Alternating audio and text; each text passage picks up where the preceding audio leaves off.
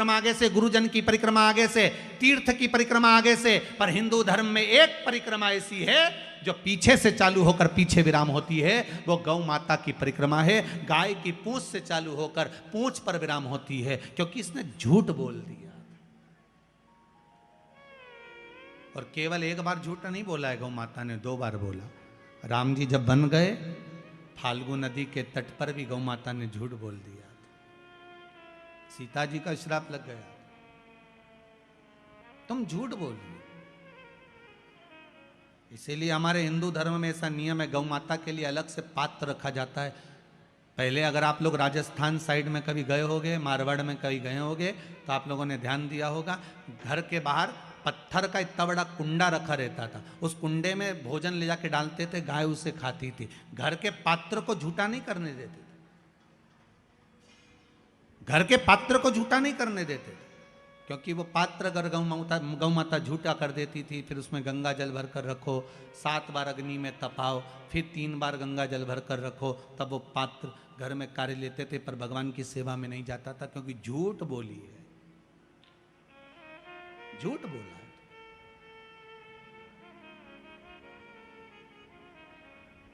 और देखिए, वही गौ माता जिसने झूठ बोला, वही गौ माता शंकर से बाद में निवेदन करती है कि दुनिया के लोग मुझे पूछेंगे नहीं, आप कृपा कर दो। शंकर भगवान ने कहा, तू क्यों चिंता करती है गौ माता, भले तू झूठ बोल ली, पर मैं शिव हूं, मेरे को लोग ओघड़ी कहते हैं, चिंता मत कर, मेरा एक जन्म तेरे गर्भ से होगा। गौ माता, तेरे गर्भ से जन्म लूंगा, तू क्यों चिंता करती है।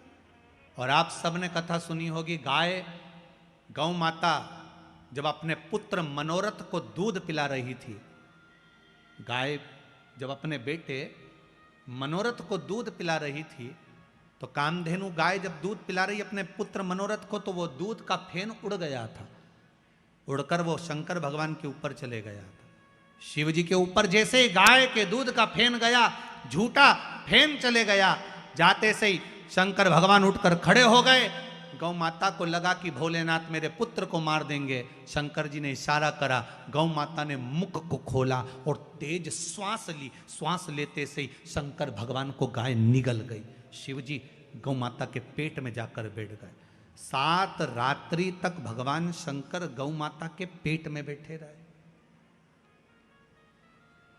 अब जरा ध्यान दीजिएगा, जिस गौ माता के पेट में शिव बैठे हैं, उस गौ माता के पेट में आप लोग जो भोजन पॉलीथीन में डालकर बाहर पटक देते हो, गाय वो खा जाती है, और वो पॉलीथीन गाय के पेट में जाती है, वो कैंसर बना देती है। जरा विचार करिए, गौ माता को कितना कष्ट होता हो, कितना दुख। 7 रात्रि तक भोलेनाथ माता गौ माता के उदर में बैठे रहे, पेट में बैठे रहे। जब गाय के पेट में मेरा भोलेनाथ बैठा रहा, हाहाकार मच गया। शिव कहाँ गए, ढूंढने के लिए प्रयास करा गया। अथक प्रयास माता पार्वती जी ने करा, तब मालूम पड़ा कि गौ माता निगल गई शिव जी को। तब गौ माता से प्रार्थना करी गई, और गाय से प्रार्थना कर कर गौ माता के उदर से भगवान शंकर को प्रकट करा गया। गौ माता ने कहा, मेरा पुत्र नंदी बनकर आप प्रकट हो, और शिव जी नंदी ध्वज बनकर प्रकट होते हैं, स्वयं नंदीश्वर बनकर। कोई साधारण है, गौ माता पूज्य बना दिया वापिस मेरे शिव, वापिस पूज्य बना दिया। शंकर है ही ऐसा, मेरा ओगड़दानी मेरा शिव है ही ऐसा।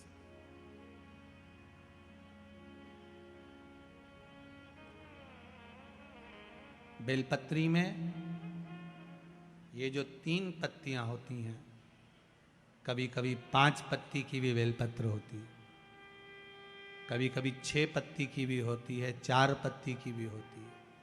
उस बेलपत्र का बड़ा महत्व होता है महाराज जी। 4 पत्ती की अगर बेलपत्र मिल जाए तो महाराज, जो लकवे वाला शरीर होता है, जिसके शरीर में लकवा लग जाता है, उस लकवे के शरीर वाले के लिए 4 पत्ती की बेलपत्र शंकर भगवान पर समर्पित कर कर अवधूतेश्वर महादेव के नाम से 7 लोटा पानी, 7 कलश, पीले चंदन का जल शिव जी को चढ़ाया जाता है। 4 पत्ती की बेलपत्र को वापस उठा कर लाते हैं, उसको धोकर, जो लकवे का शरीर वाला मरीज होता है, धीरे धीरे उसको चूर कर उस बेलपत्र को खिलाना प्रारंभ कर देते हैं। धीरे धीरे शरीर उसका काम करने लगता है। जिसको लकवा लगा हो वो प्रयोग कर सकता है। इसी बेलपत्र की जो नीचे की 2 पत्तियां होती हैं, इन 2 पत्ती के लिए पहले भी वर्णन करा, इन पत्र में भी है।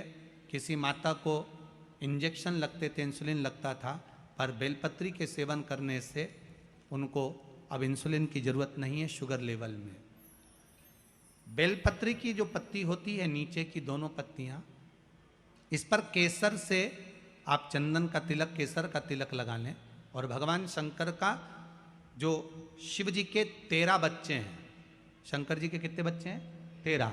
उन 13 बच्चों में शंकर जी की 5 लड़कियों का नाम ले। जया, जम के बोलिए, जया, विषहरा, श्यामली बारी, दौतली और देव।